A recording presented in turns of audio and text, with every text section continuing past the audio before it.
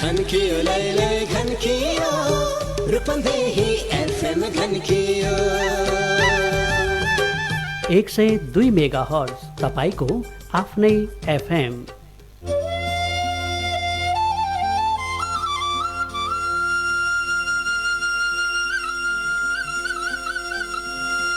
सनातन अमर आत्मा परमात्मा रूपले आनन्द मात्रामा सबै सधैँ रहिरहनलाई आत्मज्ञानको दैनिक प्रवचन कार्यक्रम अखण्ड सुख अद्वैत प्रदीप बलराम जीसी सरस्वतीको साथमा हरेक दिन दिउँसो 1:45 बजेदेखि।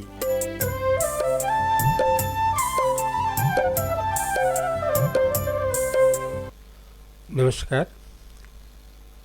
परमात्मा जान्नलाई हामीले परमात्मा जान्ने ज्ञानीलाई नै पत्ता लगाउन सक्नुपर्ने हुन्छ। यसको लागि पहिले त परमात्मालाई जान्ने आफ्नो इच्छा हुनु पर्यो।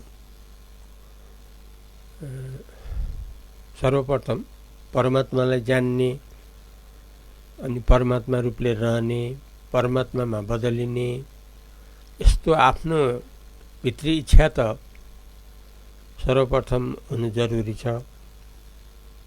किनभने अब इच्छै भएन भने आवश्यकता हुँदैन।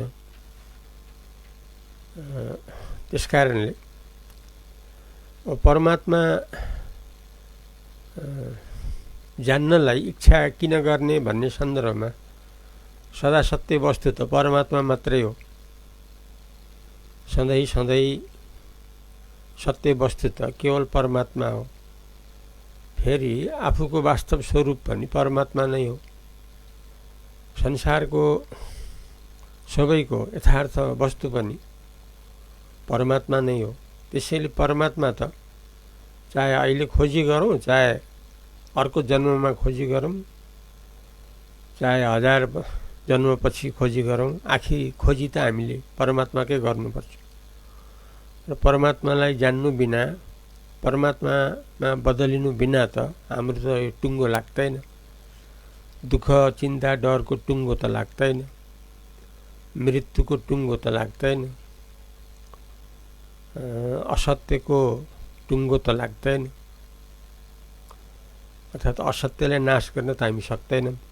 त्यसैले असत्यलाई नाश गर्न, सत्यलाई भेटाउन, आफ्नो परिपूर्णताको लागि हामीले परमात्मालाई त लिनै पर्ने हुन्छ। परमात्माको त ज्ञान गर्नै पर्ने हुन्छ। अब परमात्माको ज्ञान गर्ने इच्छा छ, परमात्मालाई जान्ने इच्छा, ज्ञान गर्ने इच्छा, परमात्मा बदलिने इच्छा छ। तर कसरी यो सम्भव हुन्छ भन्ने सन्दर्भमा यसको लागि परमात्मा जान्ने पनि त हुनुहुन्छ। हामी जहाँ छौँ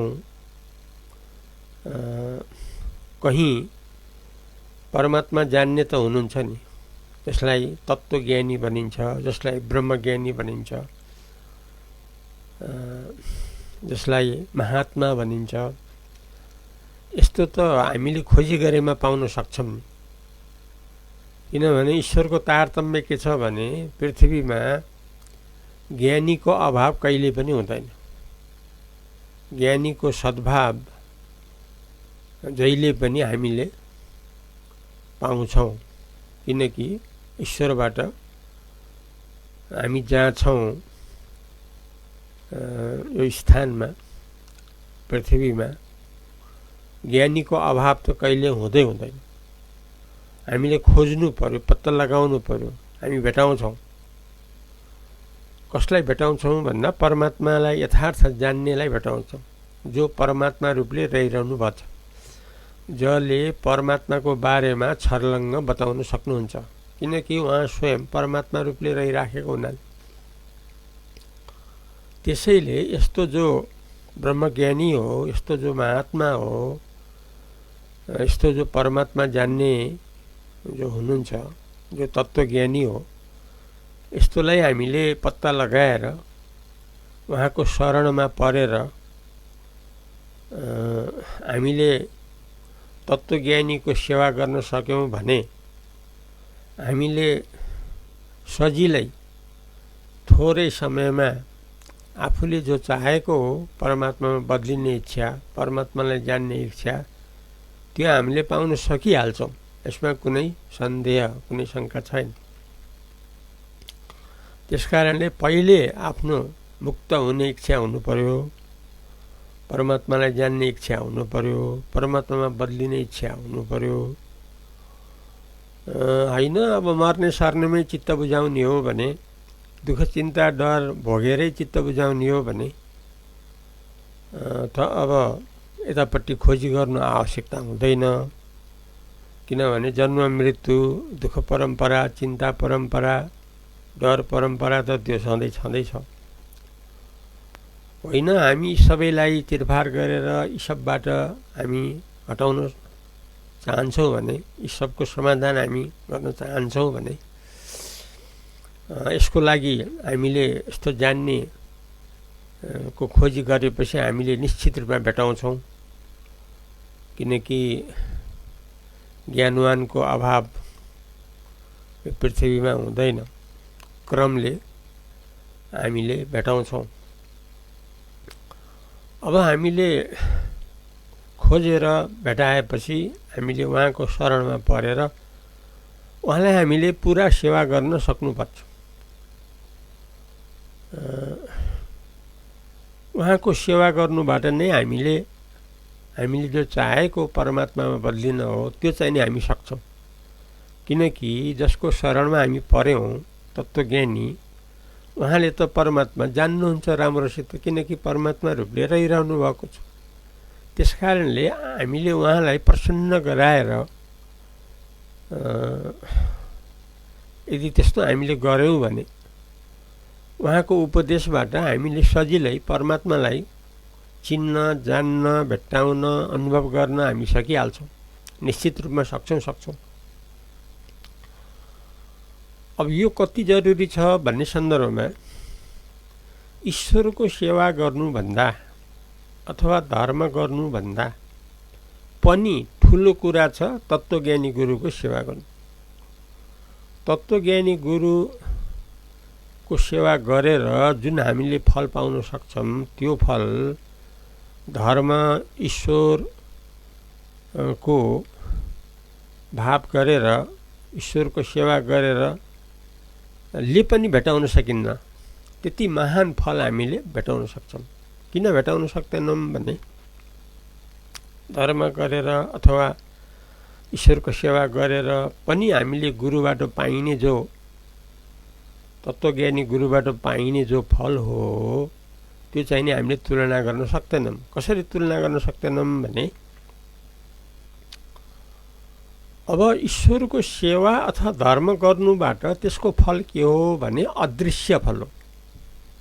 अदृश्य फल जो हामीले आँखाले अथवा साक्षात् अनुभव गर्न, साक्षात् देख्न चाहिँ हामी सक्दैनौँ। हामीले धर्म गरेपछि पुण्य पाउँछौँ, ईश्वरको सेवा गरेपछि पुण्य पाउँछौँ, हामीले निश्चित रूपमा पाउँछौँ। तर त्यो फल कस्तो हो भने अदृश्य फल हो। त्यो फल कस्तो हो भने हाम्रो चित्तको शुद्धि हो। किनभने निष्काम कर्म, निष्काम भगवत भक्ति गर्नुको एकमात्र फल के हो भन्दाखेरि यस्तो गर्नेको चित्त शुद्धि हुन सक्नु। किनकि चित्त शुद्धि पनि साह्रै ठुलो कुरा हो। संसारमा रोमलिएको चित्त, विषयमा आसक्त भएको चित्त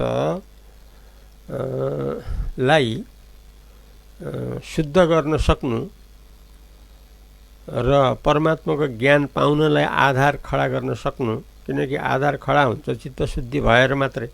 चित्तशुद्धिको लागि निष्काम कर्म, भगवत भक्ति त गर्नै पर्ने हुन्छ। अर्थात् ईश्वर भक्ति, धर्म त गर्नै पर्ने हुन्छ। धर्म नगरिकन, ईश्वरको सेवा नगरिकन चित्तको शुद्धि त हुँदैन। चित्तको शुद्धि नभएपछि परमात्मालाई जान्ने, हुने यस्तो योग्यता पनि कहिले पनि बन्दैन। त्यसकारणले नै निष्काम कर्म भगवत भक्तिको महिमा हो। यसको लागि नै गीतामा कर्मयोग, भक्ति योगको प्रशंसा गरिएको छ। त्यो आकर्षण बनेको छ, महत्त्व बनेको छ। तर के फल पाइन्छ भन्दा अदृश्य फल पाइन्छ। त्यो अदृश्य फल के हो भने हाम्रो जो बुद्धि हो, हाम्रो जो चित्त हो, हाम्रो जो मन हो त्यो चाहिँ नि शुद्ध हुन्छ।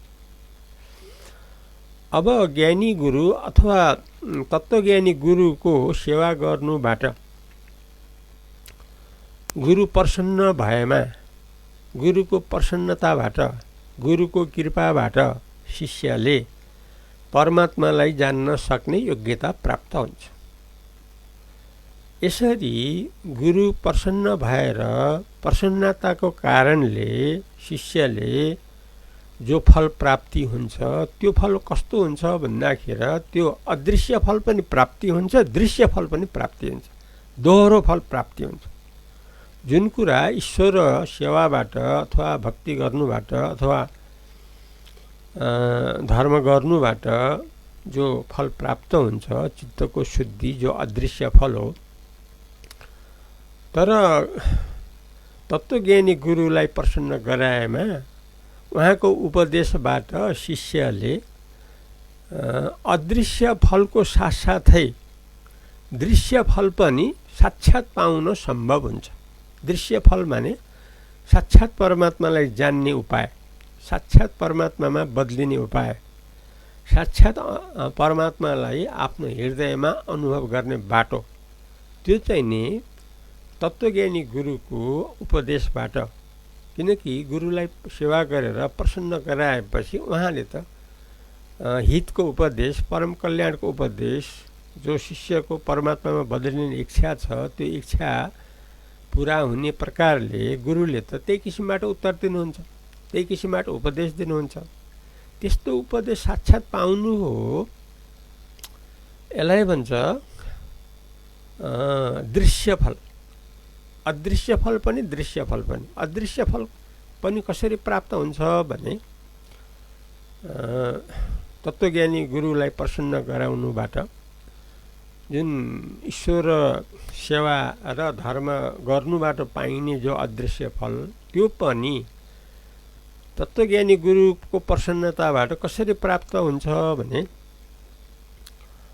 यद्यपि कुनै धर्म अथवा ईश्वरको सेवा नगरे पनि केवल तत्त्वज्ञानी गुरुलाई प्रसन्न गराउनुबाट, तत्त्वज्ञानी गुरुलाई सेवा गरेर प्रसन्न गराउनुबाट प्राप्त भएको उपदेशले प्राप्त भएको शिष्यको स्थितिमा दुईटै फल देख्नमा आउँछ। एउटा चाहिँ नि यो जो अदृश्य फल हो, जुन चित्तशुद्धि, त्यो पनि प्राप्तको अनुभव देख्नमा आउँछ। किनभने चित्तशुद्धिको तात्पर्य हो अहङ्कार हट्नु, निर्मूल अहङ्कार हुनु, अहङ्कार रहित हुनु। अब त्यो अहङ्कार रहित नभइकन त गुरुको शरणमा त कोही पनि जानै सकिन्न। किन आफूलाई मै ठुलो हो, मभन्दा जान्ने को छ र, मलाई के को आवश्यकता अरूको कुरा सुन्ने, सबै कुरा मलाई थाहा छ, यथार्थ मलाई थाहा छ भन्ने यस्तो अहङ्कारीले त कहिले पनि तत्त्वज्ञानी गुरुको न त खोजी गर्छ न त उसको उपदेश लिन्छ। जब यथार्थ जान्ने उद्देश्यले तत्त्वज्ञानी गुरुको शरण, तत्त्वज्ञानी गुरुलाई प्रसन्नता गराउने जहाँ चेष्टा हुन्छ, बुझ्नु पर्यो शिष्यको अहङ्कार रहित भाव भइसकेको छ, सारा अहङ्कार उसको भित्र हटिसकेको छ र खाली चित्त उसले गराइसकेको छ। त्यही खाली चित्तमा उसले परमात्मालाई भर्न चाहेको छ। त्यसकारणले लक्षणले के देखिन्छ भने तत्त्वज्ञानी गुरुलाई प्रसन्न गराएपछि, सेवा गरेर प्रसन्न गराएपछि शिष्यको जो स्थिति हुन्छ त्यो चित्तशुद्धि प्राप्तिको त्यस्तो अदृश्य फल पनि प्राप्त भइसकेको अनुभव गर्न सकिन्छ भने अर्को कुरा तत्त्वज्ञानी गुरुले मुक्तिको साक्षात् उपदेश दिँदै हुनुहुन्छ त्यो शिष्यलाई। यसरी दृश्य फल पनि साक्षात् फल पनि प्राप्त भइराखेको हुन्छ। यस्तो दोहोरो फल प्राप्त गरिकन शिष्यको थोरै समयमा नै परमात्मामा परिणतिको हैसियत बन्छ।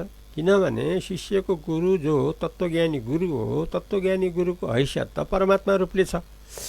परमात्माको हैसियतले रहेको जो तत्त्वज्ञानी गुरु हो, शिष्यको सेवाको कारणले अनुग्रह गरेर जो उपदेश शिष्यलाई तत्त्वज्ञानी गुरुले दिनुहुन्छ, त्यो जो उपदेश कस्तो प्रकारले दिनुहुन्छ भन्दा शिष्यले जुन प्रकारले बुझ्न सक्छ। किनभने हरेक शिष्यको स्थिति त अलग अलग हुन्छ। त्यो कुरा त गुरुलाई थाहा हुन्छ। त्यसैले शरणापन्न भएको शिष्यले कस्तो किसिमबाट बुझ्न सक्छ भन्ने त यस्तो थाहा त हुन्छ गुरुलाई स्वतः। त्यही किसिमबाट उपदेश दिएपछि शिष्यले पनि सजिलै ग्रहण गरेर छिट्टै नै परमात्मा बदलिने त्यस्तो हैसियत बन्छ। त्यस कारणले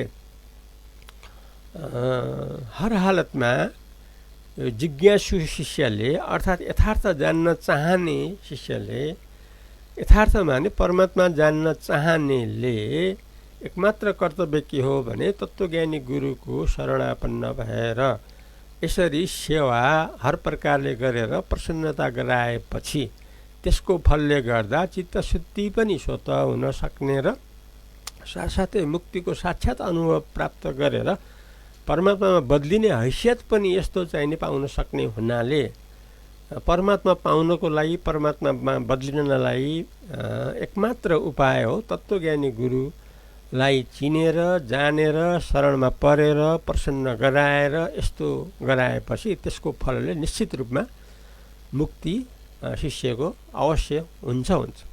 आजलाई यति नै गरौँ। भोलि फेरि नयाँ प्रसङ्गबाट आउनेछु। तबसम्म अद्वैत प्रदीप बलरामजी सरस्वतीलाई बिदा दिनुहोस्। नमस्कार। रूपन्देही FM 102